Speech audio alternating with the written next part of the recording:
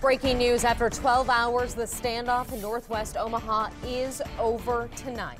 Live picture here, Jennifer. This is from 140th near Blondo. Just moments ago, I exchanged text messages with Douglas County Sheriff Tim Dunning. I will read you those text messages verbatim. Sheriff, it's Craig Negrelli.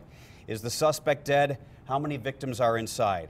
The sheriff then texted me back, yes and two. I then texted the sheriff a second time and said, self-inflicted, 3 dead total. The sheriff texted me back, yes. Let me put all of this in framework for you so we know exactly what we're talking about. There is a man who created a hostage situation near 140th and Blondo just before noon today. A woman was able to escape that hostage situation. For nearly 12 hours, police have been involved in a standoff with that man. At about 10 o'clock, right here, you saw it live on KMTV Action 3 News, live at 10, police fired tear gas into the house. They also sent a robot in.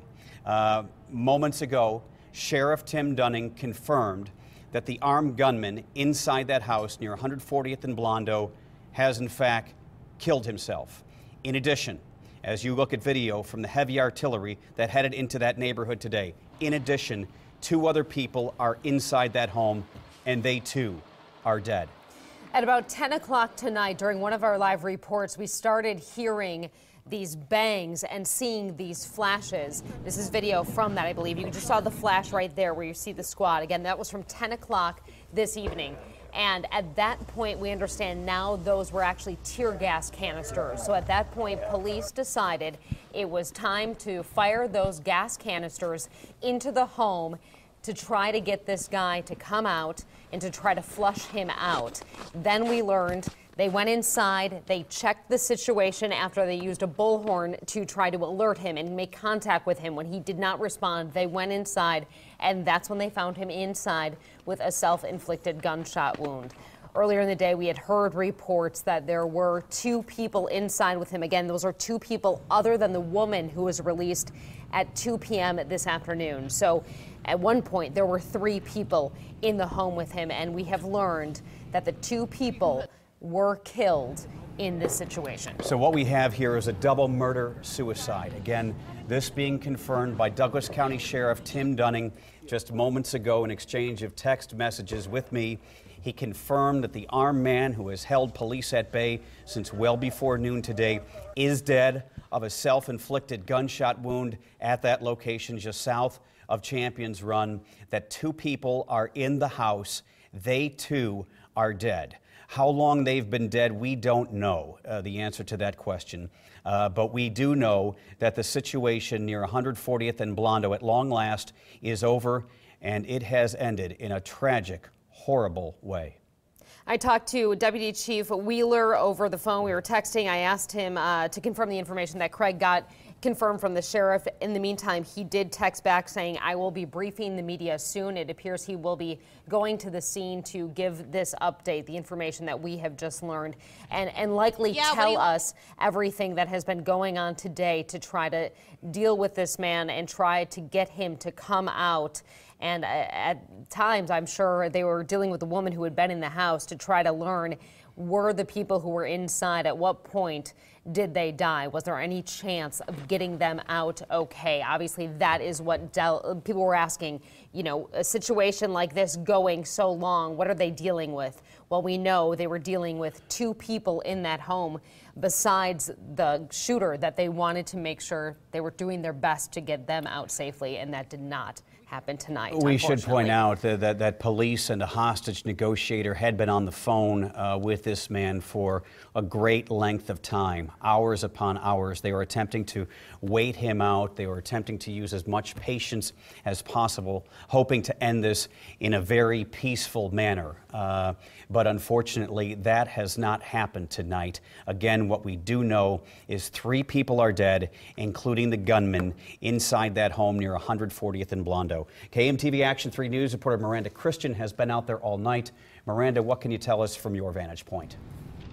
Yeah, so I've been here since about 12 12:30 today is when I got here, and nothing changed until about 10 o'clock when we were actually doing my live shot. That's when we knew something was happening. We started hearing popping noises. That's when they started firing gas into this home. After that, it was about 30 minutes till we got some news, and you know, we just found out, you guys have been talking, that this is a suicide double murder. You know, earlier we saw one person actually get out of this house. That was that woman running away to police. But right now everything's just kind of progressed. In the last hour here, it's gotten really kind of chaotic almost out here as things kind of winded down. The standoff has been long. It's been crazy. It's been cold out here. So these guys wanted it to end. Like I said, we just about a dozen pops right after 10 o'clock there as they started firing that gas inside. They sent a robot inside to go look for him, and unfortunately found him with a self-inflicted gunshot wound and 2 others dead inside that home. Right now,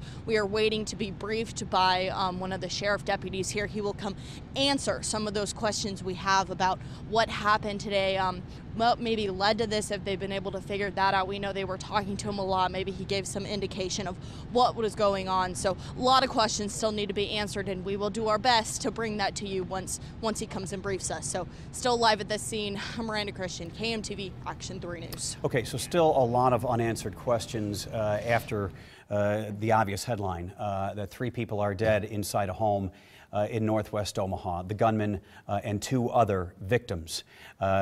Still to be answered is what the motive was. We know that a woman was able to escape after she had been taken hostage with apparently others. And we don't know what transpired really between noon and say 10 p.m. inside that home. We do know that 2 victims have been killed inside that home, and now the gunman is dead as well. This is obviously a situation where we will continue to update you, if not on air, definitely online, KMTV.com, but we are waiting for that news conference, and we are planning on updating you when the chief deputy comes to the scene. Keep it right here on KMTV. We'll see you in a few minutes. What? Pain. Advil. Yeah, I'm married. Doesn't matter. You do that for me? Really? Yeah, I'd like that. Who are you talking to? It's Jake from State Farm. Sounds like a really good deal. Jake from State Farm at 3 in the morning? Who is this? It's Jake from State Farm. What are you wearing, Jake from State Farm? Khakis. She sounds hideous. Well, she's a guy, so... Another reason more people stay with State Farm. Get to a better state. This is a cell tower from one of those major carriers. Straight Talk Wireless uses the same cell towers they do, but we don't build or maintain them. So we can offer you the same great nationwide coverage for half the cost. Out here, and here, and here. Well, not here. That would be weird. The world needs more Straight Talk. Best phones, best networks, half the cost. Make your tax return go further and save on the Samsung Galaxy Grand Prime. Unlimited talk, text, and data is just $45 a month. Find out more at StraightTalkSwitch.com. Valentine's Day is this Sunday, so get to Kohl's early for Super Saturday and save on great early bird gifts till 1 p.m. Like 70% off fine jewelry, 45 to 55% off a colorful new dress shirt for him, or sleepwear, loungewear, and robes for her. For the kids, find Jumping Beans tops and bottoms for only $7.49 each. Plus, take an extra 15% off on top of these already great sale prices. Everyone gets Kohl's cash too. This Super Saturday at Kohl's. Hello, tonight I'm joined by Sarah Hyland, Rami Malek and Jack McBrayer. It's going to be lots of fun straight after Stephen Colbert's television show. One pill makes him the FBI's smartest weapon. Jackpot. But CBS Tuesday, he's going undercover. There's parties and hot girls. I'm good to go. And he's making all the right moves. What? We didn't Bollywood. We're professionals. New Limitless, Tuesday, or stream it live or on demand. Performance reimagined. Style reinvented. Sophistication redefined.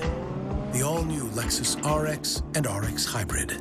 Agile handling, available 12.3-inch navigation screen, and panorama glass roof. Never has luxury been this expressive. Lease the 2016 RX 350 for $429 a month for 36 months. See your Lexus dealer. Started from the bottom, now you're here.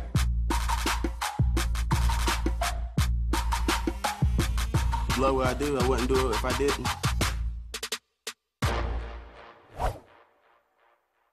These are some of the most powerful tools available in shopping today. Nebraska Furniture Mart constantly shops the competition and updates our digital price tags daily. One more reason you always get the low price from Nebraska Furniture Mart.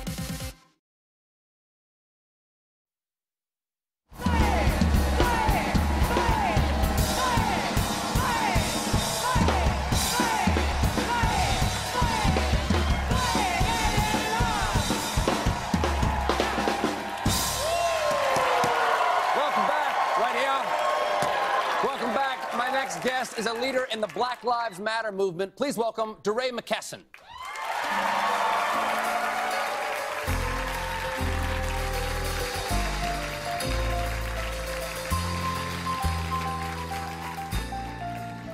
Good to be here. All right. As I said before, you're one of the leaders of the Black Lives Matter movement, though you have moved on to focus on something called Campaign Zero right now. Yeah, so it's a comprehensive platform to end police violence. So the movement is much bigger than any one organization. There's so many people pushing to end police violence, and this is one of the central platforms. You helped organize the protest in Ferguson and Baltimore. You were named to Fortune magazine's 2015 Greatest World Leaders list, and you're one of 10 people Beyonce follows on Twitter. That's a lot of pressure. That's a lot of pressure. I think Beyonce's great, and I think she's more woke than people give her credit for. She's more what? Woke. What's woke mean? Like she... Honest to God. You know... I'm not woke then. Evidently I'm not woke. No, but you wore the bracelet one day. You were woke that day. Oh, that's true. Yeah, somebody in my audience asked me if I'd wear a Black Lives Matter bracelet, and so I put it on, and you would have think I slapped a baby. Yeah, you know, Some people got very mad about it. Why do you think people get so mad about the idea of Black Lives Matter? Because it's an idea as much as a movement. Yeah, I think that people are uncomfortable talking about the racist history of this country and what we need to do to undo the impact of racism. And people would just like to act like we don't have a legacy of racism here. So I think people get really uncomfortable with it. But we know that we can't change it unless we address it, right? Well, some people...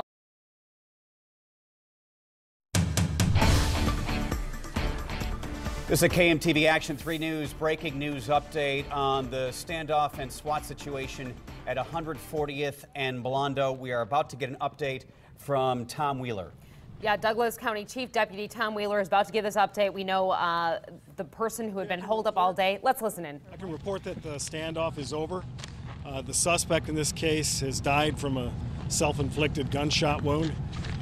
His name is Kenneth Clark, age 45. I can also confirm that we have 2 other victims inside the residence. Both those victims are deceased, not releasing their names at this time. The standoff lasted over 11 hours. We had negotiations ongoing throughout the day with the suspect. However, negotiations broke down. Around 10 o'clock, we told him that we were going to introduce gas into the residence and that he needed to come out. We gave him warning, ample warning that it was coming, and he still refused to come out. Gas was introduced into the house, and a short time later we heard what we thought was a gunshot. We sent a robot inside the residence, and they found Mr. Clark deceased. I have with me Captain Steve Glant with the Tactical Unit and Captain Eric Sellers with Douglas County Sheriff Patrol. This operation was in coordination with the Omaha Police Department, who assisted us on scene. We thank them for their efforts. I'll take any questions you might have. When was that last contact with him? Do you know? Our last contact with him was just before 10 p.m. We told him that at 10 p.m., if he didn't turn himself, come out, we were going to introduce gas into the house. Do you know what the relationship is between the other 2 bodies that you found and Mr. Clark? This is still under investigation. We believe this is a domestic situation involving Mr. Clark and his ex-girlfriend. We're not releasing the names of the 2 deceased inside the residence. We'll have an update on those individuals tomorrow. How would you describe the conversations with him throughout the day? Did they change? Did they have an even tone? They were up and down all day. He was all over the map between sobbing, crying, praying. Several times he said he was going to come out, and of course he never did. It was virtually up and down the entire day for 11 hours. Can you describe the woman who was released from the home? Getting her out, obviously she was safe. Is she still safe? She is safe. She was taken to the hospital to be medically cleared. She is safe, and we are interviewing her now. Have you determined who made the original 911 call yet? How that all played out in these events? No, that's under investigation. The original call came out near the area of 150th and Blondo. It was a cell call. It was pinged to a cell phone tower in the area. We don't believe that anything occurred in that area. We believe that everything occurred inside this residence. Do you have the genders of the deceased? 2 males. 2 males. Throughout the day, did the suspect stay in the same location inside of the house, or did he move? He moved throughout the house, several locations. And to confirm, this guy does live there. This is his residence, yes. Was power ever shut off to the house? No, we did not shut off power. Did you guys learn that the 2 were deceased in the home, and that's why you eventually fired the gas into the home? It was never confirmed for us until we actually got in there. We had information that there was 2 individuals in the house. However, we did not know their condition. Aside from sobbing and praying, did he say anything to you? I don't know that I have that information right now. How did the woman get out of the house? He released her. Our hostage negotiator did an excellent job in convincing him to release her from the residence, which he ultimately did. What did you reach the decision that you would have to go through the gas to try and get him out? We came to the conclusion that negotiations had failed. We had diligently tried throughout the day, 10, 11 hours of negotiation, and it came to an impasse. He wasn't going to come out. Did you know he was armed, and if so, with what? He was armed. We believe there was a handgun and a rifle, although the rest of that is under investigation. The communication, was that bag phone that we've talked about on previous occasions, or do you know how that communication was established with him? I believe we were communicating through his cell phone. Yeah, okay. Can you speak a little bit about just the length of this standoff and the weather conditions for law enforcement officers involved? Obviously, it's freezing out here. Law enforcement is set up for hours. Our goal was to peacefully resolve this, and when it became apparent that our best efforts were not going to bring him out, we had to tactically try to force him out by introducing tear gas into the residence. Does Mr. Clark have any type of past or anything you guys knew, were aware of, or anything? Has this happened here before? I don't have any other calls to this location. His past will be under investigation as well. How do you follow him or track him? You know, you said he was in multiple locations throughout the home all day. There were obviously other people in there. How do you keep tabs on where he is? Is it by his word? It's a constant communication with our negotiators. In this case, we were able to speak with him throughout the day and keep track of where he was moving, essentially by what he was telling us and by what we could see from the exterior. How difficult was it for your guys with how cold it was? It has been very difficult. They have to rotate our ESU people in and out to keep them warm. As you can imagine, you've been out here all day, and I'm sure you're quite cold. They've been out here for 10, 11 hours, and it's taken its toll. When did the relationship with the suspect, the relationship with his girlfriend end? Was it recently or today? Well, that's unclear. She had come back to the residence today to collect her belongings, and that's when the incident took place. Collect your belongings to move out? It appears. When will this neighborhood kind of be 100% back to normal? Well, we have our crime scene investigators en route. We have a homicide investigation that will likely take us throughout the night.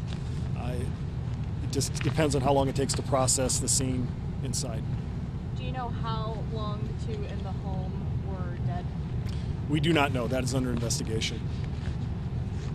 How long had the 2 been together previous to this? Have you still determined that? That's still under investigation. Did those bodies play a factor into his sort of mental response? I believe it did. With his crying and sobbing throughout the day, his praying, that gave us indication that there was trouble. Was he intoxicated? That's under investigation. I don't have any reason to believe that he was, but we don't know at this time. Where do you guys find the bodies at? Inside the residence and in the basement, in the first floor in the basement. When you know you have possible other hostages and stuff inside a home, how does that switch your approach when you're trying to get him to come out? Yeah, everybody's life is important to us. Our hope all along was to resolve it peacefully. Certainly, if we believe that there are hostages inside, we take that under consideration. We have a hostage negotiator and tactical team that assess it minute by minute to make the best decision possible. How was the woman when she was let go? She's distraught. She had been through quite a bit, as you can imagine. We're still interviewing her to get as many details as we can. Was she able to give you any information that would kind of benefit the rest of the way this played out? She was able to give us some information that benefited us, but in the end it came down to this individual surrendering peacefully. He chose not to. Do you rely solely on the hostage negotiator, or do you bring in folks, family members, possibly people he knew to speak with him? We try all kinds of tactics. I'm not going to get into that, but certainly throughout the day we tried various methods to get him to come out. Were the victims related to the woman? Are you able to tell us anything like that yet? I can't confirm that. Where was his body found? His body was found in an upstairs bedroom. Was there at any point any gunfire exchange with law enforcement? I'm sorry? Gunfire with law enforcement? No shots were fired at law enforcement. All right, guys, I appreciate your time. We'll have more updates tomorrow, and we'll send out a press release to do that. Thanks, Chief. Thank you. Thank you.